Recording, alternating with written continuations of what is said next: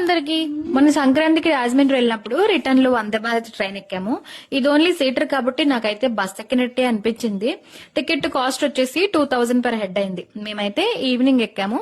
Start అవగానే ఒక water bottle, ఒక biscuit packet, instant premix chai and muffin ఒకటి ఇచ్చారు. మా చిన్నోడు చాయ్ ప్రీమిక్స్ ని లాలీపాప్ అనుకుని తీసిచ్చేదాకా వదిలిపెట్టలేదు. అండ్ ఒక చిన్న కప్పుతో హాట్ వాటర్ కూడా ఇచ్చారు. దాంట్లో ఈ ప్రీమిక్స్ వేసి కలిపితే చాయ్ రెడీ అయిపోతుంది అనమాట. టేస్ట్ అయితే పర్లేదు అనిపించింది. తర్వాత ఊరికే కూర్చోకుండా ఆ భోగి మొత్తం ఎలా ఉందని ఒక రౌండ్ వేసేసాము. వాష్రూమ్ అయితే చాలా నీట్ అండ్ క్లీన్ గా ఉంది. నార్మల్ ఎక్స్ప్రెస్ వాష్రూమ్ కి ఈ వందే భారత్ వాష్రూమ్ కి చాలా తేడా ఉంది. నాకైతే హోటల్ రూమ్ లో ఉన్నట్లు అనిపించింది. ఇంకా డిన్నర్ టైం కి డిన్నర్ తెచ్చిచ్చారు. నాన్ వెజ్ లో అయితే పప్పు, white rice, chicken curry and ఆలు ఫ్రై, 2 పుల్కాలు ఇంకా పెరుగు ఇచ్చారు. అలాగే వెజ్ లో అయితే అన్ని కామన్ గానే ఉన్నాయి. ఒక కర్రీ ఒకటే చేంజ్ అయింది. వెజ్ లో పన్నీర్ కర్రీ ఇచ్చారు.